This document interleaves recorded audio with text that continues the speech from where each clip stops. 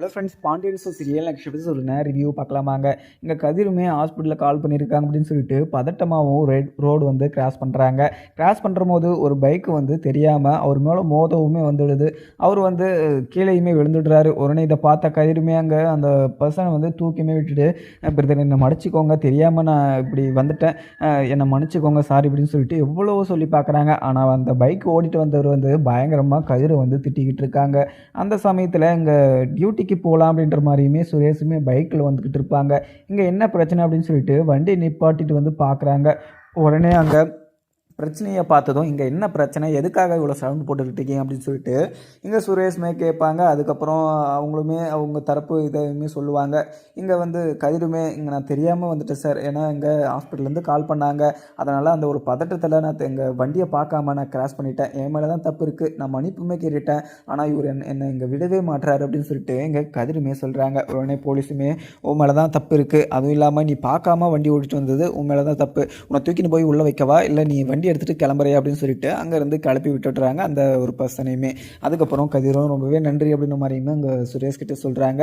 உடனே சுரேஷும் நீங்கள் யார், எதுக்காக இங்கே வந்திருக்கீங்க அப்படின்னு சொல்லிட்டு கேட்கவும், உடனே எங்கள் மாமனாருக்கு இங்கே கேன்சர் இருக்குது அப்படின்ற மாதிரியுமே சொன்னாங்க, அதனால் ஆப்ரேஷன் விஷயமா எங்கள் ஊர்லேருந்து இங்கே வந்திருக்கேன் சார், அங்கே டாக்டர் வந்து கால் பண்ணதுனால பதட்டத்தில் நான் அங்கே ரோடை சரியாக பார்க்காம நான் கிராஸ் பண்ணிட்டேன், என் மேலே தான் தப்பு சார், என்னை மன்னிச்சிக்கோங்க அப்படின்னு சொல்லிட்டு கதிர் மறுபடியுமே சொல்கிறாங்க. உடனே இதை கேட்ட சுரேஷுமே சரிப்பா சரி இருக்கட்டும், உங்கள் ஹாஸ்பிட்டல் போகிற பதட்டத்தில் நீ இப்படி பண்ணிட்ட, இது என்ன எதாச்சும் நடந்துச்சு, தெரிஞ்சு எதுவுமே பண்ணலைல்ல, சரி ஓகே அங்கே போய் உங்கள் மாமனாரை நீங்கள் போய் பாருங்கள் அப்படின்னு சொல்லிட்டு அங்கேருந்து அமுச்சு விடுறாங்க. அதுக்கப்புறம் உங்கள் கதிரை கூப்பிட்டு மறுபடியும் இங்கே பாருப்பா, உனக்கு எதனா ஒரு பிரச்சனைனா எனக்கு கால் பண்ணு, இங்கே தான் நான் லோக்கல் போலீஸ் ஸ்டேஷனில் இருக்கேன், எனக்கு எதுவாக இருந்தாலும் கால் பண்ணு அப்படின்னு சொல்லிட்டு சொல்லிடுறாங்க. அதுக்கப்புறம் இது கேட்டுட்டோம் அங்கே கதிருமே கிளம்பிடுறாங்க. அதுக்கப்புறம் ஹாஸ்பிட்டல்லேருந்து என்னத்துக்காக கால் பண்ணியிருப்பாங்க அப்படின்னு சொல்லிட்டு கதிருமே ரொம்பவே பதட்டமாகவும் போகிறாங்க. அதுக்கப்புறம் இவரை வந்து கொஞ்சம் சந்தேகமாக இருக்குது, இவரை நான் எங்கேயோ பார்த்துருக்கேன், கதிர் வந்து ஐயோ எனக்கு யாருன்னு தெரியல, ஆனால் வீட்டில் நம்ம மீனாவை கேட்டு பார்க்கலாம் அப்படின்னு சொல்லிட்டு எங்கள் சுரேஷுமே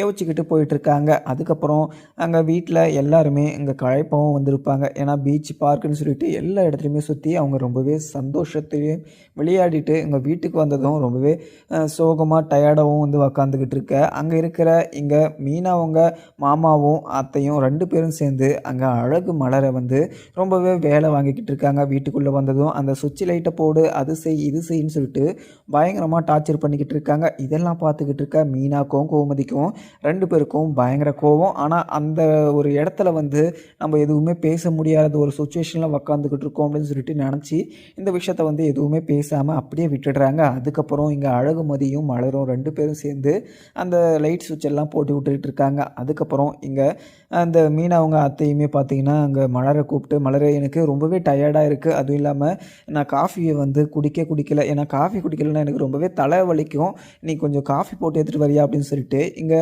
மீனவங்க அத்தையுமே சொல்லவும், இதெல்லாம் பார்த்துக்கிட்டு ரொம்பவே சகிக்க முடியாமல் அவங்க உட்காந்துக்கிட்டு இருக்காங்க.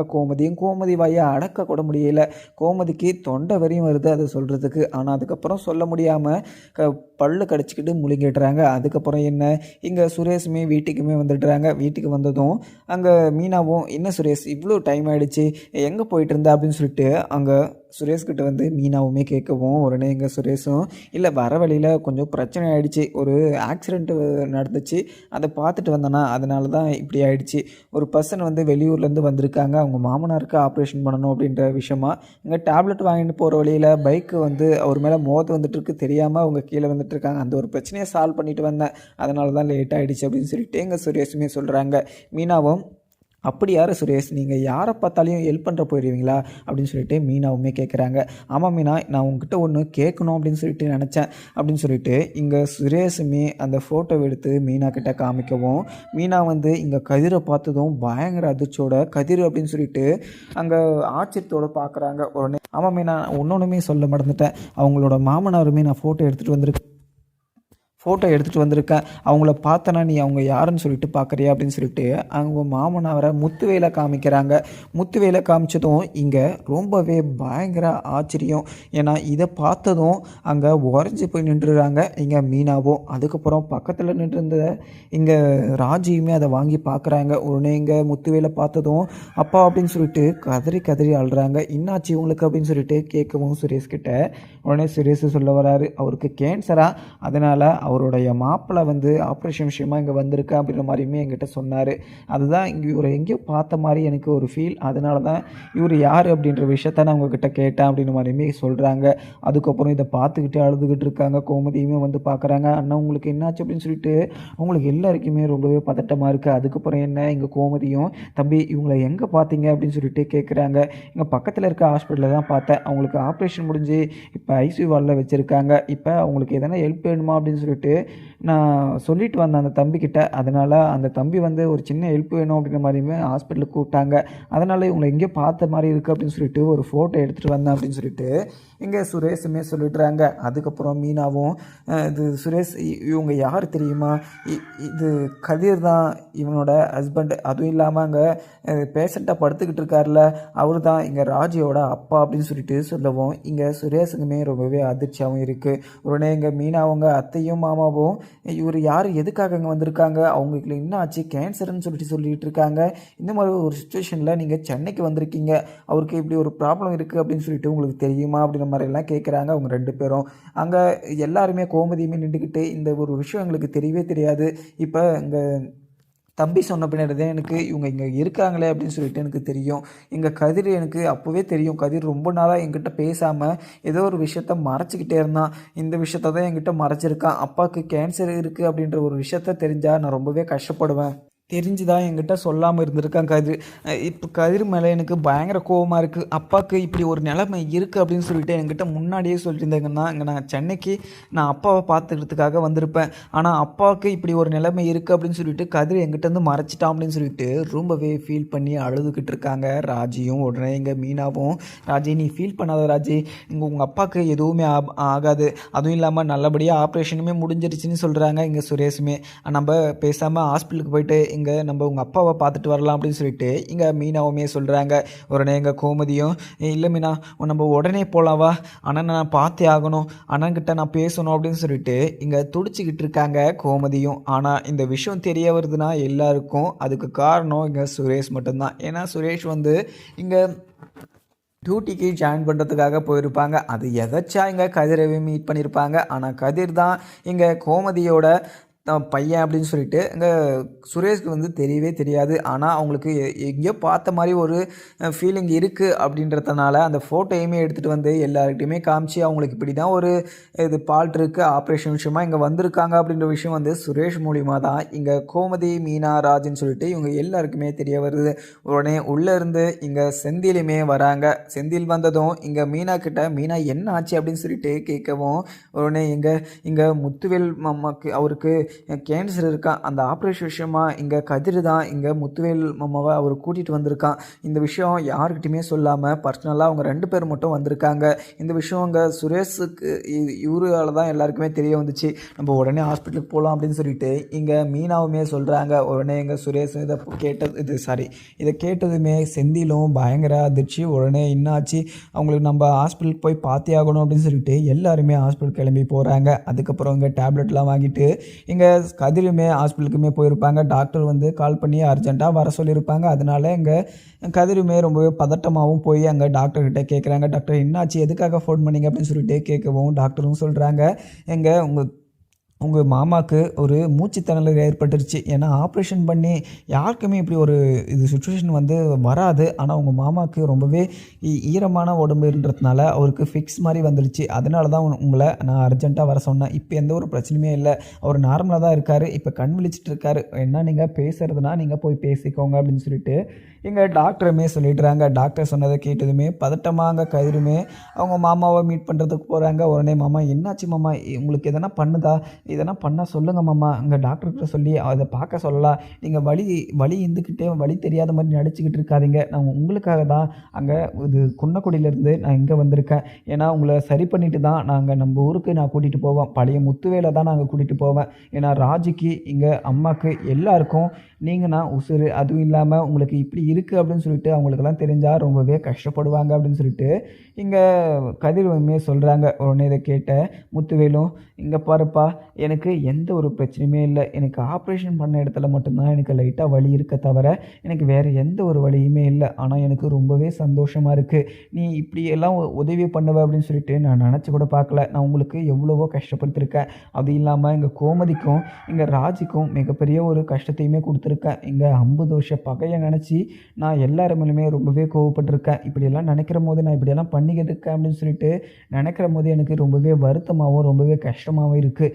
அதுவும் இல்லாமல் நீ பண்ண உதவிக்கு நான் இன்னைக்கு காலம் முழுக்க நான் உனக்கு நன்றி கடனாக இருப்பேன் அப்படின்னு சொல்லிட்டு எங்கள் முத்துவேலுமே சொல்கிறாங்க. இதை கேட்டதும் எங்கள் கதிருமே, மாமா நீங்கள் என்கிட்ட எதுக்கு இப்படிலாம் பேசிக்கிட்டு இருக்கீங்க, உங்களுக்கு ஒன்றுனா நான் வந்து நிற்கிற மாதிரி நாங்கள் போலீஸ் ஸ்டேஷனில் இருந்தபோது நீங்கள் எங்களுக்காக வந்து நிற்கலையா? எவ்வளோ தான் பார்க்க இருந்தாலுமே நீங்கள் தங்கச்சியை விட்டு கொடுக்காம இங்கே போலீஸ் ஸ்டேஷனில் வந்து எல்லாருமே காப்பாற்றி நீங்கள் வீட்டுக்கு கூட்டிகிட்டு போனீங்க. அதை நினச்சி ஆவதுக்கு நான் இது மாதிரி பண்ணக்கூடாதா? மாமாவுக்கு இப்படி ஒரு பிரச்சனை இருக்குது அப்படின்னு சொல்லிட்டு தெரிஞ்சு நான் உங்களை பார்க்காம போனால் தான் மிகப்பெரிய ஒரு தப்பு. நான் பார்த்தேன்னா எனக்கு எந்த ஒரு பிரச்சனையுமே இல்லை. அதுவும் இல்லாமல் உங்களுக்கு நல்லபடியாக உடம்பு சரியாகணும் அப்படின்னு சொல்லிட்டு நான் கடவுள்கிட்ட வேண்டிக்கிட்டு இருக்கேன். அதுவும் இல்லாமல் நல்லபடியாக ஆப்ரேஷனும் முடிஞ்சிச்சு. அதுவும் இல்லாமல் ஃபஸ்ட்டு ஸ்டேஜ் தாண்டியாச்சு. இன்னும் ஒரு ஸ்டேஜை தாண்டிட்டோன்னா நம்ம நல்லபடியாக நம்ம ஊருக்கு போய் சேரலாம் அப்படின்னு சொல்லிட்டு இங்கே கதிரிமே சொல்லிட்டுறாங்க. அதுக்கப்புறம் இங்கே வந்துக்கிட்டு இருக்காங்க ஹாஸ்பிட்டலுக்கும் கோமதி, மீனா, ராஜி, செந்தில்னு சொல்லிட்டு இவங்க எல்லாருமே பதத்தத்தோடையும் இது பயத்தோடையுமே வந்துக்கிட்டு இருக்காங்க. முத்துவேலுக்கு என்ன ஆச்சு அப்படின்னு சொல்லிட்டு பார்க்கறதுக்காக. உடனே எல்லாருமே ஹாஸ்பிட்டலுக்கு வந்ததும் அங்கே ஹாஸ்பிட்டலுக்கு அழுதுகிட்டே வந்துக்கிட்டு இருக்காங்க. கோமதியும் கதிர் வந்து வெளியே தலை மேலே கை வச்சுக்கிட்டு உக்காந்துக்கிட்டு இருக்காங்க. அதுக்கப்புறம் அங்கே கோமதி போயிட்டு கதிரை பார்க்கவும், கதிர் வந்து கோமதி அங்கே இருக்கிற ராஜி, மீனா, செந்தில்னு சொல்லிட்டு இவங்க எல்லாருமே பார்த்துட்டு ரொம்பவே ஆச்சரியத்தோடையுமே பார்த்துக்கிட்டு இருக்காங்க. உடனே இங்கே இது கோமதி வந்து, கதிர் என்னடாச்சு, அங்கே அண்ணனுக்கு என்னாச்சு, இன்னும் பிரச்சனை, இந்த பிரச்சனை உனக்கு எப்போ தெரியும், எப்போ வந்து இந்த விஷயத்த மறைச்சி வச்சுருக்க, கொஞ்ச நாளாக நீ சரியில்லை அப்படின்னு சொல்லிட்டு தெரியும். ஆனால் இந்த விஷயத்தினால தான் நீ இவ்வளோ வருத்தமாக இருந்த, இப்படிலாம் பண்ணிகிட்டு இருந்த அப்படின்னு சொல்லிட்டு எனக்கு தெரியாது.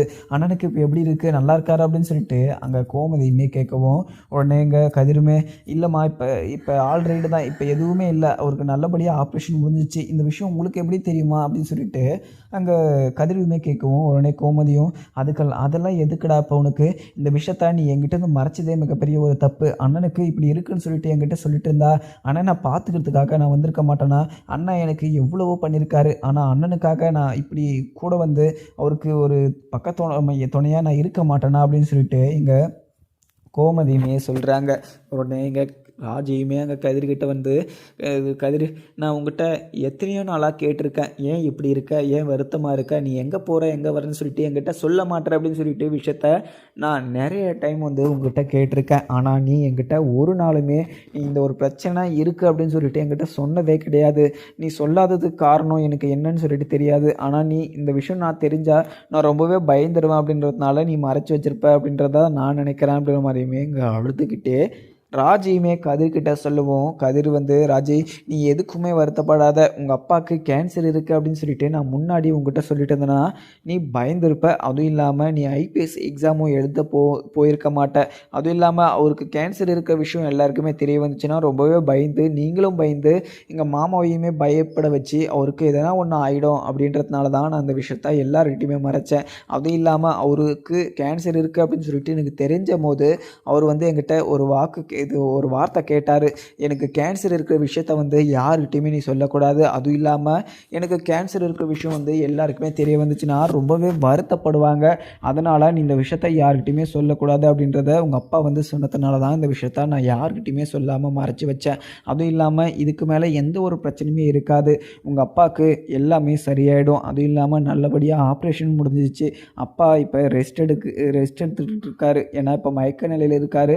மயக்கம் தெளிஞ்சதும் வேணும்னா நீயே போய் பார்த்து உங்கள் அப்பா கிட்ட பேசிட்டு வா அப்படின்னு சொல்லிட்டு இங்கே செந்திலுமே சொல்லிடுறாங்க. உடனே இங்கே மீனாவும் ஏன் செந்தில் நீ இந்த ஒரு விஷயத்த என்கிட்ட கூட சொல்லியிருக்க மாட்டியா? நீ சென்னையில் தான் இருக்க அப்படின்னு சொல்லிட்டு சொல்லிட்டு இருந்தேன்னா நானுமே வந்து பார்த்துட்டு இருந்திருப்பேன்ல.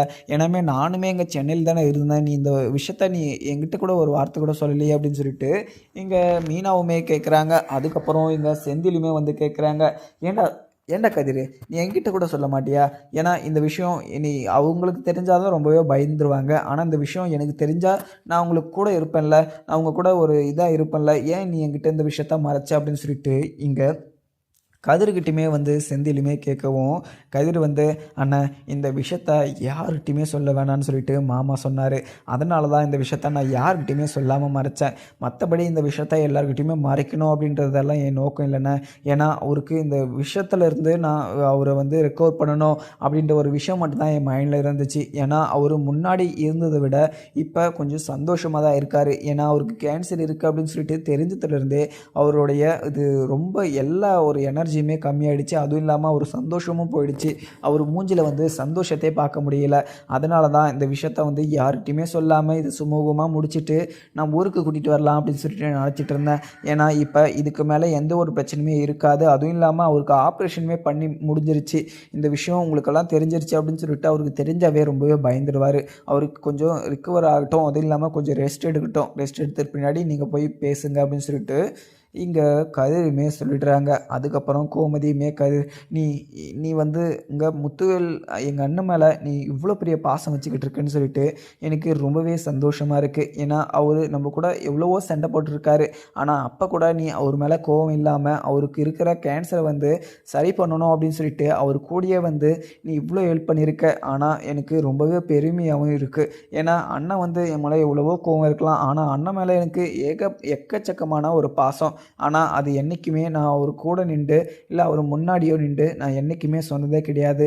ஏன்னா அவர் வந்து எல்லாருக்குமே நல்லது தான் நினச்சிக்கிட்டு இருக்காரு. அதுவும் இல்லாமல் இப்போ வரைக்கும் அவர் மனசில் அவர் அவ்வளோ பெரிய கோபம் வச்சுட்டு இருந்தாலையும் வெளியில் வந்து அவர் நல்ல ஒரு மனசு கொண்டவர். அதுவும் இல்லாமல் எல்லாருக்குமே நல்ல ஒரு விஷயத்த நினைக்கக்கூடிய ஒரு பர்சன்.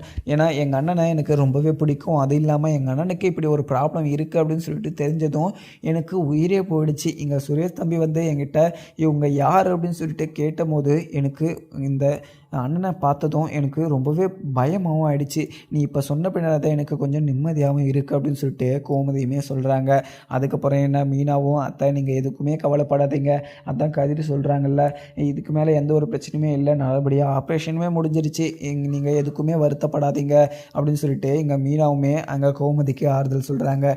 அதுக்கப்புறம் இங்கே ராஜீவுமே கதிர்கிட்ட போயிட்டு, கதிர் நான் அப்பாவை மீட் பண்ணணும், அப்பாவை பார்த்தே ஆகணும், நான் அப்பா கிட்ட பேச வரல மாட்டேன், அப்பா ஒரு ஓரமாக நின்றுட்டு நான் பார்த்துட்டு வந்துடுறேன் அப்படின்னு சொல்லிட்டு அங்கே ராஜியுமே கேட்கவும் உடனே கதிரும் டாக்டர்கிட்ட கேட்டுட்டு அங்கே ராஜியை வந்து அங்கே முத்துவேல் இருக்கிற ரூமுக்குமே கூட்டிகிட்டு போகிறாங்க. முத்துவேலை பார்த்ததும் பயங்கரமாக ஃபீல் பண்ணி அழுதுகிட்டு இருக்காங்க ராஜியும்.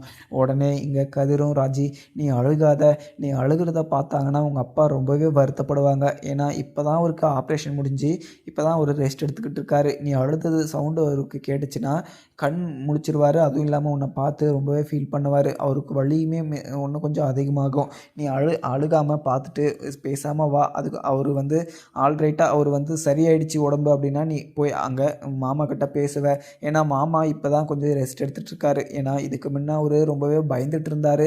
எனக்கு எதனா ஆயிடுச்சுன்னா என்னோடய பொண்ணையும் என்னோடய தங்கச்சியையும் யார் பார்த்துப்பா அப்படின்றத என்கிட்ட சொல்லிக்கிட்டே இருந்தார். இதுக்கு மேலேயுமே நீ அவரை கஷ்டப்படுத்தாத ராஜி, நீ அவரை பார்த்துட்டல, நீ வெளியே வா அப்படின்னு சொல்லிட்டு வெளியே கூட்டிகிட்டு வந்துடுறாங்க கதிரும். உடனே இங்கே ராஜியும் வெளியே அழுதுகிட்டு வந்திருக்கிறத பார்த்த கோமதியும், ராஜி என்னாச்சு அண்ணனுக்கு, இப்போ நல்லா தானே இருக்காரு அப்படின்னு சொல்லிட்டு அங்கே ராஜிக்கிட்ட கேட்குறாங்க. உடனே அழுதுகிட்டே இங்கே ராஜியும், அத்தை இங்கே அப்பாவுக்கு எந்த ஒரு பிரச்சனையும் இல்லைன்னு நினைக்கிறேன், அப்பா இப்போ ரெஸ்ட் எடுத்துகிட்டு இருக்கிறாரு, ஏன்னா தூங்கிக்கிட்டு இருக்காரு, நான் அவரை டிஸ்டர்ப் பண்ண வேணாம் அப்படின்னு சொல்லிட்டு நான் வெளியே வந்துட்டேன். ஏன்னா அவரை பார்த்தாவே எனக்கு ரொம்பவே அழுகழுகையாக வருது. ஏன்னா அம்மாக்குமே இந்த விஷயம் தெரியாது. அம்மாவுக்கு தெரிஞ்சிச்சுன்னா ரொம்பவே வருத்தப்படுவாங்க. அப்பாவுக்கு இப்படி இப்படி இருக்குது அப்படின்ற ஒரு விஷயம் யாருக்குமே தெரியாது. ரொம்பவே நல்லதுன்னு நினைக்கிறேன். ஏன்னா அவரை பார்த்ததும் எனக்கு ரொம்பவே அழுக வந்துருச்சு. அதுவும் இல்லாமல் முன்னாடி இந்த விஷயம் எனக்கு தெரிய வந்துச்சுன்னா அவரையும் பயன்படுத்தி நானுமே ரொம்பவே பயந்துட்டு இருந்திருப்பேன் அப்படின்னு சொல்லிட்டு இங்கே ராஜியுமே சொல்கிறாங்க. உடனே கோமதியும், ராஜி நீ எதுக்குமே கவலைப்படாத, உங்கள் அப்பா பின்னாடி இங்கே கதிர் இருக்கான். கதிர் நல்லபடியாக உங்கள் அப்பாவை ரிகவர் பண்ணிவிட்டு வீட்டுக்கு கூட்டிகிட்டு வருவான். நீ எதுக்குமே பயப்படாத அப்படின்னு சொல்லிட்டு இங்கே கோமதியுமே சொல்கிறாங்க.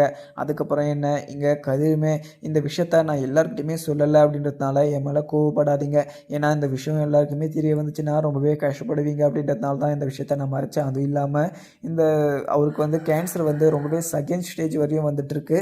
அதனால் சீக்கிரமாக அவருக்கு ஆப்ரேஷன் பண்ணணும் அப்படின்னு சொல்லிட்டு டாக்டர் சொன்னதுனால மட்டும்தான் அவருக்கு நான் யாருக்கிட்டையுமே சொல்லாமல் இங்கே திருச்சிக்கு கூட்டிகிட்டு போய் செக் பண்ணிவிட்டு இப்போ சென்னைக்கு வந்து ஆப்ரேஷன் விஷயமா வந்தோம் அப்படின்ற மாதிரியுமே கதிர் வந்து சொல்கிறாங்க. உடனே இங்கே செந்திலும், ஏண்டா கதிர் நீ சென்னைக்கு வந்திருக்க விஷயம் என்கிட்ட சொல்லிட்டு இருந்தேன்னா நானுமே வந்திருப்பேன்ல, நீ எதுக்காக இங்கே வந்திருக்க விஷயத்த சொல்லாமல் இருந்த அப்படின்னு சொல்லிட்டு இங்கே செந்திலுமே கேட்கவும், உடனே கதிரும், அண்ணா இல்லைண்ணா இந்த விஷயம் யாருக்குமே தெரியக்கூடாது அப்படின்ற ஒரே காரணத்தால தான் இந்த விஷயத்த நான் யாருக்குமே சொல்லாமல் இருந்தேன். ஏன்னா உங்ககிட்ட இந்த விஷயத்த சொல்லிட்டு இருந்தேன்னா நீங்கள் இந்த விஷயத்த மனசு கேட்காம யார்கிட்டனா சொல்லிட்டிங்கன்னா அது மிகப்பெரிய ஒரு பிரச்சனையாக முடிஞ்சிடும். அதுவும் இல்லாமல் எல்லாருக்குமே ரொம்பவே கஷ்டமாக இருக்கும். அப்படின்றதுனால தான் இந்த விஷயத்த நான் எல்லாருக்கிட்டையுமே மறைச்சேன்னு. இதுக்கு மேலே நீங்கள் எதுக்குமே பயப்படவே தேவையில்லை. அவருக்கு நல்லபடியாக ஆப்ரேஷன் முடிஞ்சிருச்சு. அதுவும் இல்லாமல் டாக்டர் எந்த ஒரு கவலையுமே பட வேணாம், இதுக்கு மேலே எந்த ஒரு பிரச்சனையுமே இருக்காது அப்படின்ற ஒரு விஷயத்த வந்து என்கிட்ட சொன்னபோது தான் எனக்கு ரொம்பவே சந்தோஷமாக இருந்துச்சு. ஏன்னா அவர் வந்து நம்ம ஊருக்கு நல்லபடியாக பழைய முத்துவேலாம் நான் இது சரி பண்ணிட்டு போகணும் அப்படின்ற ஒரே நோக்கத்தில் தான் அவரை இங்கே கூட்டிகிட்டு வந்தேன். நான் கூட்டிகிட்டு வந்த ஒரு முயற்சி வந்து நல்லபடியாக வெற்றிகரமாக முடிஞ்சிருச்சு. இதுக்கு மேலே எந்த ஒரு பிரச்சனையுமே இருக்காது. அவருக்கு வந்து டேப்லெட் எல்லாம் வந்து நல்லா எல்லாமே எழுதி கொடுத்துருக்காங்க. அதை வந்து நீங்கள் கரெக்டாக ஒரு 6 மந்த்துக்கு போட்டாவே அவரோட வந்து காயம் வந்து சரியாயிடும் அப்படின்ற மாதிரியுமே டாக்டர் சொல்லியிருக்காங்க. உடனே இதுக்கு மேலே நீங்கள் உள்ளே போய் மீட் பண்ண வேணாம். ஏன்னா நீங்கள் வந்திருக்கிறது அவங்களுக்கு தெரிஞ்சிச்சுன்னா அவங்க ரொம்பவே ஃபீல் பண்ணி அழுகுவாங்க. நான் அவரை சரி பண்ணிவிட்டு அவருக்கு என்னாச்சு ஏதாச்சுன்னு சொல்லிட்டு நான் அப்பப்போ உங்களுக்கு அப்டேட் பண்ணுறேன். நீங்கள் அவரை பார்க்காம இருக்கிறது ரொம்பவே நல்லதுன்னு நினைக்கிறேன் அப்படின்ற மாதிரியுமே இங்கே கோமதி, ராஜி, மீனா, செந்தில்னு சொல்லிட்டு இவங்க எல்லாருக்கிட்டையுமே சொல்கிறாங்க. உடனே இவங்க எல்லாருமே இதை கேட்டுட்டு ஆமாம் ஏன்னா அண்ணனுக்கு நம்மளுக்கு தெரிஞ்சிருச்சு அப்படின்னு சொல்லிட்டு அண்ணனுமே ரொம்பவே ஃபீல் பண்ணி ஆளும். ஏன்னா நம்மளுமே இங்கே இருக்கிறோன்னு தெரிஞ்சால் அண்ணன் வந்து ரொம்பவே வருத்தப்படுவாங்க. சரி ராஜி, நீ உங்கள் அப்பாவுக்கு எந்த ஒரு பிரச்சனையும் இல்லாமல் நல்லபடியாக கூட்டிகிட்டு வந்துடுவான் கதிர், நீ எதுக்குமே கவலைப்படாத ராஜி, நீ வா ராஜி அப்படின்னு சொல்லிட்டு எல்லாருமே கூட்டிகிட்டு போகிறாங்க. அதுக்கப்புறம் ஒரே விஷயம், இங்கே நான் ஒரு விஷயம் பேசிட்டு வந்துடுறேன் கதிர்கிட்டன்னு சொல்லிட்டு இங்கே கதிரை தனியாக கூட்டிகிட்டு போயிட்டு, கதிர் எங்கள் அப்பாவுக்கு எந்த ஒரு பிரச்சனையுமே நடந்துடக்கூடாது. அதுவும் இல்லாமல் எங்கள் அப்பாவுக்கு இந்த ஒரு கேன்சர் விஷயம் நல்லபடியாக ரெக்கவர் ஆகணும். அதுவும் இல்லாமல் ஆப்ரேஷன் பண்ணியிருக்காங்க. அப்பாவுக்கு ரொம்பவே வலிக்கும். ஏன்னா ஒரு சின்ன ஊசி கொடுத்தனா கூட அப்பாவால் தாங்க முடியாது. அப்பாவை பத்திரமா பார்த்துக்கோ, எனக்கு அப்பாவுக்கு என்னாச்சு அப்படின்னு சொல்லிட்டு அடிக்கடிக்கு அப்டேட் கொடுத்துக்கிட்டே இருக்கு அப்படின்னு சொல்லிட்டு இங்கே இங்கே கதிர்கிட்ட வந்து ராஜியுமே சொல்லிவிட்டு அங்கேருந்து கிளம்பிடுறாங்க. போகும்போது இங்கே கதிரை பார்த்துக்கிட்டே அழுதுகிட்டே போயிட்டுருக்காங்க இங்கே ராஜியுமே. அதுக்கப்புறம் இங்கே மீனாவும் செந்திலும் 2 பேரும் இங்கே கதிர்கிட்ட பார்த்து பேசிவிட்டு எதனா ஒரு பிரச்சனை எனக்கு கால் பண்ண, நான் உடனே வந்துடுறேன் அப்படின்னு சொல்லிட்டு இங்கே செந்திலும் மீனாவுமே சொல்லியிருப்பாங்க. அதுக்கப்புறம் அங்கே கதிருமே அங்கே எல்லாருமே சொல்லி அமுச்சிட்டு இருப்பாங்க. அதுக்கப்புறம் இங்கே எல்லாருக்குமே தெரிஞ்சிருச்சு அப்படின்னு சொல்லிட்டு அவருக்குமே கதிருக்கு வந்து ரொம்பவே பதட்டமாக இருந்தாலுமே ஒரு சைடு இங்கே முத்துவேலுக்கு நல்லபடியாக ஆப்ரேஷன் ஆயிடுச்சு அப்படின்றதுனால ஒரு சந்தோஷத்தில் உக்காந்துக்கிட்டு இருக்காங்க. அதுக்கப்புறம் இங்கே முத்துவேலுமே கையெல்லாம் அசைச்சிக்கிட்டு இருக்காரு. அதுவும் இல்லாமல் கண்ணுமே முழிச்சிடுறாங்க.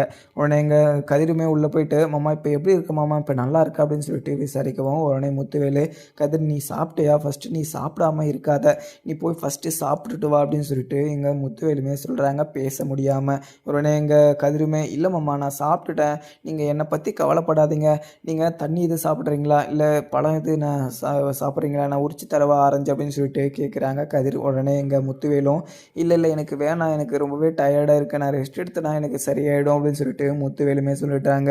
அதுக்கப்புறம் என்ன, எங்கள் பழனிவேலுமே கடையில் வந்து ரொம்பவே கூட்டமாக இருக்குது அப்படின்னு சொல்லிட்டு சேல்ஸ் எல்லாம் பார்த்துக்கிட்டு இருக்காங்க. பாண்டியனும் அங்கே கடையில் உக்காந்துக்கிட்டு சேல்ஸோட கணக்கையுமே பார்த்துக்கிட்டு இருக்காங்க. அதுக்கப்புறம் எங்கள் சரவணனுமே ரொம்ப நேரம் கழித்து வராங்க டெலிவரி முடிச்சுட்டு. ஏன்னா சரவணனை பார்த்து, "சரவணா, நான் கொஞ்ச நாளாக உன்னை நோட் பண்ணிக்கிட்டு இருக்கேன். நீ எங்கே போகிற எங்கே வரேன்னு சொல்லிட்டு என்கிட்ட சொல்ல மாட்ற. அதுவும் இல்லாமல் டெலிவரிக்குன்னு சொல்லிட்டு டெலிவரி பாக்ஸை தூக்கிக்கிட்டு போகிற. ஆனால் நீ கோயிலில் அந்த அஞ்சலி பொண்ணை மீட் பண்ணி பேசிட்டு வரியா, இல்லை வேறு எதனா ஒரு இஷ்யூவா அப்படின்னு சொல்லிட்டு எனக்கு தெரியல. கொஞ்சம் கூட எனக்கு புரியல. நீ என்ன தான் பண்ணிக்கிட்டு இருக்க? அந்த பொண்ணுக்கிட்ட என்றைக்குமே பேசிக்கிட்டு தான் இருக்கியா? நீ இப்படி பேசாதடா. நீ இப்படி இங்கே அவ கூட டிவோர்ஸ் வாங்காமல் நீ பேசுகிறது மிகப்பெரிய ஒரு தப்பு. அதுவும் இல்லாமல் தங்கமயில் வந்து கர்ப்பமாக இருக்கா, வாயு வயிறுமாக இருக்கும்போது நம்ம அவளை இப்படி தனியாக விட்டுட்டு நம்ம இன்னொரு பொண்ணுக்கிட்ட பேசிக்கிட்டு இருக்குன்னு சொல்லிட்டு இந்த ஊர் வந்து ரொம்பவே தப்பாக பேசும். நான் சொல்கிறத கொஞ்சம் பொறுமையாக கேளு. ஏன்னா இந்த ஒரு விஷயத்தில் நீ பொறுமையாக யோசிச்சு தான் நல்ல ஒரு முடிவு எடுக்கணும். ஏன்னா நான் உன்னோட விஷயத்தில் நான் மிகப்பெரிய ஒரு தப்பு பண்ணிட்டேன். ஏன்னா தங்கமயில பிடிக்காத இது உனக்கு நான் கல்யாணம் பண்ணி வச்சேன். அதுக்கப்புறம் நீ சந்தோஷமாக தான் இருந்த, எனக்குமே சந்தோஷமாக தான் இருந்துச்சு. ஆனால் நான் உனக்கு ஒரு நல்ல ஒரு வாழ்க்கை, இது நல்லா இல்லாத ஒரு வாழ்க்கை துணையை நான் அமைச்சு கொடுத்துட்டேன்னு சொல்லிட்டு எனக்கு குற்ற உணர்ச்சியாக இருக்குது. அதுவும் இல்லாமல் என்னால் தான் நீ இப்படி இருக்க அப்படின்னு சொல்லிட்டு எனக்கு ரொம்பவே கஷ்டமாக இருக்குது. என்ன நீ ரொம்பவே கஷ்டப்படுத்தாத, நான் சொல்கிறத கொஞ்சம் காது கொடுத்து கேளு. உன்னோட வாழ்க்கை நல்லா இருக்கணும் அப்படின்னு சொல்லிட்டு தான் நான் இப்போ பேசிக்கிட்டு இருக்கேன் அப்படின்ற மாதிரியுமே எங்கள் பாண்டியன் வந்து கேட்குறாங்க. உடனே எங்கள் சரவணனும், "அப்பா, நீங்கள் தங்கமயிலை பற்றி பேசுறதுனா என்கிட்ட பேசாதீங்கப்பா. தங்கமயில் கூட என்னால் சேர்ந்து வாழ முடியாது. அவள் மூஞ்சை பார்த்தாவே எனக்கு அவள் பண்ண தப்பையும் அவள் பண்ண திருட்டுத்தனத்தையும் தான் எனக்கு மைண்டில் வருது. அவள் கூட சேர்ந்து என்னால் வாழ முடியாதுப்பா. அதுவும் இல்லாமல் அந்த குழந்தைய நான் தனியாக விட்டுற மாட்டேன். அந்த குழந்தைய நான் நல்லபடியாக பார்த்துப்பேன். நான் அவள் கூட தான் சேர்ந்து வாழ மாட்டேன். ஆனால் அந்த குழந்தைய நான் தான் வளர்ப்பேன் அப்படின்னு சொல்லிட்டு இங்கே சரவணனுமே சொல்லிடுறாங்க. உடனே பாண்டியன் வந்து, "சரவணா, அந்த குழந்தைய அம்மாவை பிரிஞ்சு யாருமே உன் கூட அமுச்சு வைக்க மாட்டாங்க. அதுவும் இல்லாமல் கோர்ட்டில் கேஸே நம்ம போட்டாலுமே குழந்தை வந்து அம்மா கிட்ட தான் இருக்கணும் அப்படின்னு சொல்லிட்டு ஜட்ஜ்மெண்ட்டே வரும். நீ நான் சொல்கிறத கொஞ்சமாவது யோசிச்சு பார்த்துக்கோ. இங்கே தங்கமயில மன்னிச்சு அவ கூட சேர்ந்து வாழ்கிற வழியை பாரு" அப்படின்னு சொல்லிட்டு பாண்டியன் வந்து சொல்கிறாங்க. அதுக்கப்புறம் என்னன்னு பார்க்கலாமாங்க. வீடியோ பிடிச்சிருந்தா லைக் பண்ணுங்கள். தேங்க்யூ.